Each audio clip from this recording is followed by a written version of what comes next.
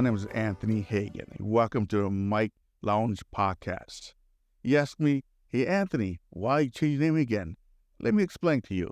Originally was the Hagen Picture Production, What's Your On Your Mom podcast. But my son told me that it's a little too long, Dad. You need to change that. Then a friend of mine, his name is Darren, and he says, let me check out your name, Hagen Picture Production. He tried it, he can't find it. Then hey, maybe try your name on it, Anthony Hagen. Then he put Anthony Hagen on it. Then he said, oh, good news, Anthony, I found you. But, and I asked, what do you mean, but? But means that there's a 6 billion Anthony Hagen podcast or Hagen podcast or Anthony podcast. I'm kind of exaggerating 6 billion, but it was a lot. A lot of Hagens, a lot of Anthony. Also, there's a special, special podcast for me to this episode. It's about me, a little bit about me. I'm, of course, I'm adopted, but a lot of people don't know I'm adopted. Also, a lot of people that don't know I'm from South Korea. I got adopted when age 9. Come to U.S. The thing is that any older kid in overseas, I guess, to get adopted, very hard to get adopted. Anything United Infant. Now I got very lucky to adopt to a kind family, Hagen's family, Don and Margaret Hagen. But yeah, he's a kind family, and Zab / husband, he's my brother. I came around in 1978 from South Korea to U.S. and I think I just turned 9. It is kind of a little different, I guess. Different from Korea to U.S. I have to do adjust, not a little bit, a lot of adjust for it. Language wise, because language wise, I could not speak any kind of English. Only thing I know is hello, thank you, bye, water, and food, I guess. But I do understand what they're talking about, but I could not speak to it, I guess. How to explain? But yeah, I have a really hard time English wise because I started learning, actually learning English. I was 9 years old. Most kids learning their language, I guess, from the toddler to kindergarten to first class on and on. For me, is 9. I have to start for everything from the beginning. After phonics and all that. I even they even sent me to I guess English as second language as my first year of school. I went to class, I have to learn that, English second language, all that. And sometimes I have to, most kids there don't speak any English, anything. And I know some, and I have to kind of translate for them a little bit what they want, water, drink, out, something like that. They cannot they cannot put me anywhere. Right in between the middle, kind of like that. And then, I get older, meet new kids, blogs, my family and my parents' family and stuff like that. They welcome me big time. Especially, they're both white. I'm a black Asian, like that. It's that kind of that time of day, around 80s. Yeah, it's kind of 80, so like that, and it's still people don't accept any, I guess, non-race kid. I guess it's kind of accepted like that. But their family, family really accepted me, and plus my brother is, mixed too, mixed white and black, and they accept him like that, and they accept me. The family I went through really nice families. They accepted who I am, and they helped me, English and all that. But I learned my English from watching Price is Right. Price is Right, electric company, but not Sesame Street, but most electric company. Learning English, just speaking wise, and cartoons. Like that. But yeah, I learned, speak stuff like that, and then people helped me. Even I went to different school to learn English wise, I guess. To learn that my parents sent me to a Catholic school, Catholic elementary school. Even when I went there, they couldn't put me any place because I'm started learning English. First, they put me in a kindergarten class. I guess I was 9 years old. I was hanging out for a while, like I think 4 or 5 year kids, like that. And they said, "Well, he's too old for that." Then they put me in, second grade, third grade, and then back to third grade, back to fourth grade. They decided to, okay, the age wise, I think they should put me like fourth grade wise. But and give me credit, give me those people credit because even everybody try to help me out to read and write and understand English wise, stuff like that. Even lower class people in class, second grade, try to help me, and that's great feeling. It's school, small school, but I think 125 kids, maybe less, like that.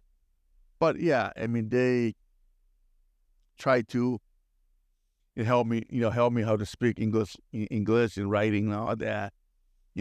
Also I went to different I guess psychology help, I guess, to figure out what's wrong with me, why I can't speak English. But they have to realize that I'm from a different country, speak a whole different language, and also a lot of things change. Basically I go to like different store or whatever. I'd be like, oh, wow, a lot of stuff on it. Wow, it was so big. Wow, what is this? Oh my God, nice toy. Oh my God, this is a huge. I went to my my parents' house first time. Oh my God, there must be millionaire. Every house is big. All that. But they're normal, average, middle class family. But thing is I I got older. I did the dumbest thing ever I did. Thing is that we have a like 2-story home. It has like a clothesline from that 2-story to down to the garage. And I try to do like, yeah, I'm gonna be Spider-Man, and I try to climb down like a Spider-Man or something like that idea. And my hand got caught middle of the rope. I was hanging down at least, I guess, 15 feet, 20 feet high, I guess, and I was stuck, and I was freaking out. So, oh my God, and my hands like dying. And I struggled, trying to climb out, and after my balcony, I was like, what the heck I was thinking? Of course, I was like 9 years old, trying to be something I'm not. And then another story I have is this is, I don't know if it's dumb or not, but this is for me, the first time, going to school, the public school, type of school. I went to the men's restroom. What they have, they kind of wash your hand, whatever the kind of big community washing hand kind of school used to have. And it has a lever pushed down. Every time I go, the lever pushed down, and I look it up, and it's like water come out. And it's like, oh my goodness, this is about magic. And we went back, same thing. We went back again, same thing. I was so odd. I was like, oh my God, this is America is great. And then I went to the trash can, had same level thing pushed down. You lay down and push down the level to the lever for the container open. I did the same thing. Like, oh my God, what's going on here? This is awesome. America's great. But older again, I saw that, basically my feet down and the levels up, stuff like that. I understand that, it's not magic, I guess. But, growing up in the U.S., is really different, but really same from Korea. The reason I'm saying that because Korea is so Americanized a little bit because of military base wide, American soldier and all that. That's why. But still kind of odd me because I'm in USA. I mean, in the United States, like that, and it smells different, feels different, like that. It does feel like, I don't know how to explain. It is different, you know. But, my life changed for that? Yes, I have. Food-wise, people-wise, English-wise. And then another thing, that I visited my cousin, I guess, my mother's side. First time I saw MTV, all right? you know, and I was like, wow, what's going on here? MTV, music television. And I was like, oh my God, they have a color. I mean, they just had everything, you know? And I never know anything about cables before. They have a cable TV and all that. Like, oh my goodness. Just different, growing up. I met a lot of wonderful people, since, I came to the U.S., And another thing is, I'm not getting chased. I'm not getting hungry, and I'm not being ridiculed. I mean, yes, I can ridicule somewhat, but Korean or living in Korea, I would they ridicule me really bad because I skin my color, I mean, they call me name all the time. I mean, once in a while they do the same thing in here, but I ignored it, like that. But now I get older, I don't hear anything, kind of numb my ear, I guess, But the younger time in U.S. they don't call me no name. I mean, they ridicule me, ain't nothing. But Korea, I had a pretty bad, people calling names, name, racial name, like that.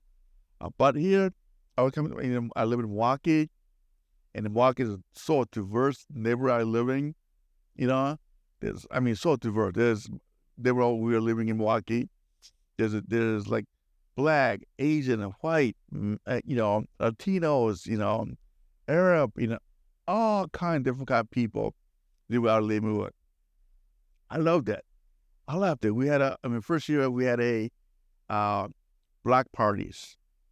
We had a little parade going on, all that, having a good time, different kids and all that. But I had a good time. Really good time, I was little, coming U.S., meeting so many new people and going to different school, different high school, going to different high school, different people. Oh my God. I met a lot of people, I came to the U.S. I just say the cultures is different, but it's the same. I really say, like that, but food is different. First time I eat a steak, I couldn't eat steak. It tastes funny for me. I kind of spit it out, the steak out. But I ate steak before in Korea, but taste is different. Like that.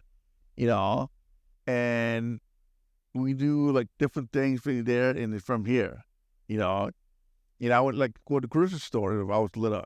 I was like, oh my goodness, all this food, all this place. Like I was like, wow. I mean, I was like, oh my God, this place wonderful.